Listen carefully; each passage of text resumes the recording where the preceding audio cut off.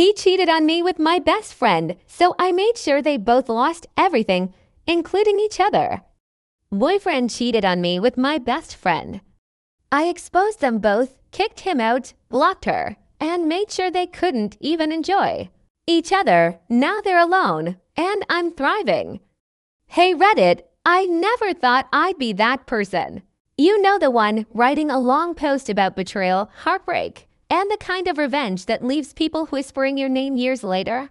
But after everything that's happened, I think I've earned the right to tell this story strap in its long pity and 100% true. Let me rewind to about 3 years ago. I, 31, had been dating my boyfriend, Derek, 35, for 4 years. On the surface, we were the golden couple. People envied us. Our Instagram was full of vacations, romantic dinners, matching Halloween costumes, you name it. Everyone thought we were perfect. We lived together in a cozy apartment in a mid-sized city, split bills 50-50, and had even talked about marriage and kids. We had a shared Google Calendar, a dog, a whole Pinterest board for wedding ideas. I also had a best friend, Claire, 32F.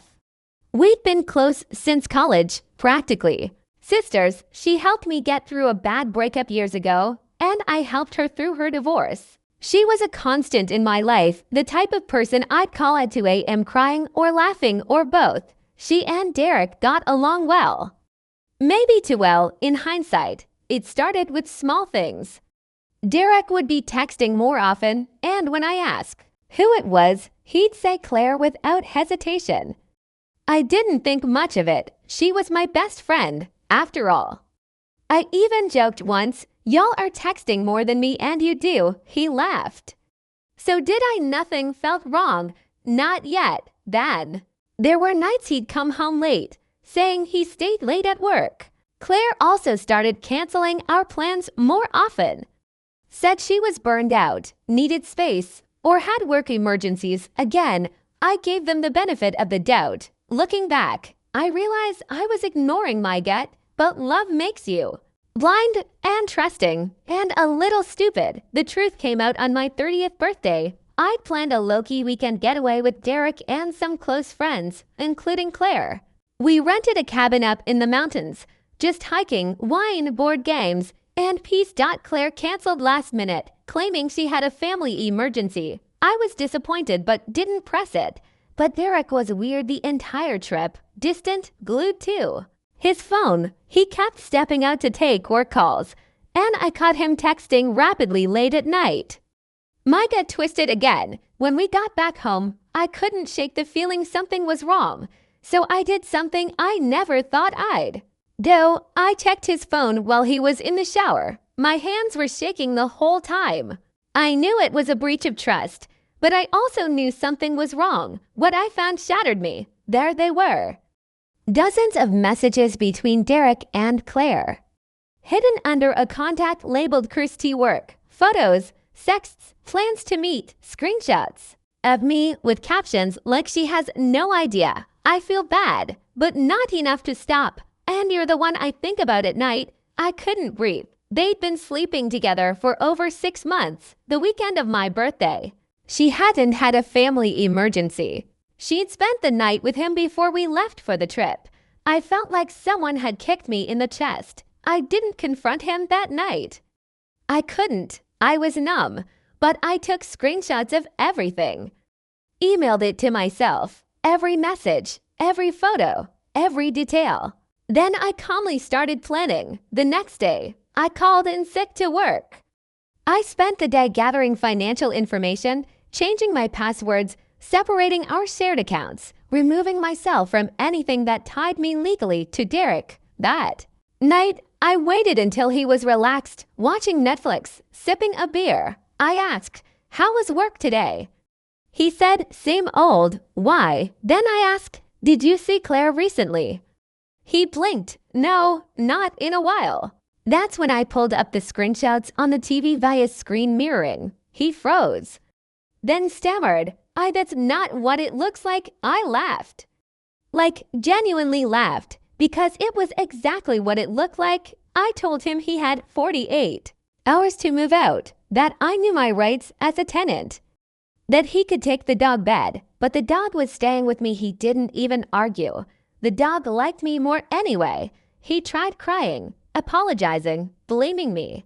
You've been so distant. Claire came on to me. It didn't mean anything. I didn't yell. I didn't cry. I just said, you didn't just lose me. You lost everything. I texted Claire. We need to talk. She replied instantly, of course. Are you okay? I told her I knew everything. She went silent. Then sent a long message about how she was so sorry, and it just happened, and she didn't want to hurt me. I replied, you didn't just lose a best friend. You lost the only person who ever defended you. Then I blocked her. Derek moved out in silence. I heard he tried staying with Claire, but it didn't last. Apparently, the fantasy shattered once the secrecy ended. They tried dating for real. Didn't even last 2 months. She ghosted him. He tried contacting me later, letters, emails, a voicemail where he cried and said he still loved me. I deleted them all. Meanwhile, I flourished. Got a therapist, took a solo trip to Iceland, started rock climbing, adopted a second dog. I reconnected with old friends, people I'd unintentionally distanced myself from during my golden couple phase. Turns out, many of them never liked Derek or Claire. Here's where things get a little vindictive. Remember that shared Google Calendar I mentioned? Well, I still had access to Claire's. She'd forgotten to revoke my invite. One day, I saw a job interview event on it. Big firm, big opportunity. So I sent her flowers the day before to the address listed on her calendar. A giant bouquet with a card that said, "Congratulations on sleeping with your best friend's boyfriend. Hope the interview goes better than your moral choices." The delivery was scheduled to arrive at her office in front of coworkers. Petty, maybe, satisfying. You have no idea. It's been over a year now. I'm in a new relationship. Slow, respectful, full of honest communication. No secrets, no lies. He knows the whole story, supports my healing, even cheers when I retell the revenge bits. As for Derek and Claire, Claire moved cities.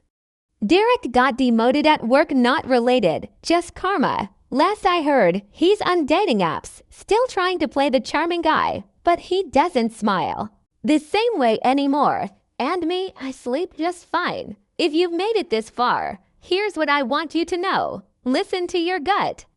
It's almost always right. Trust is fragile.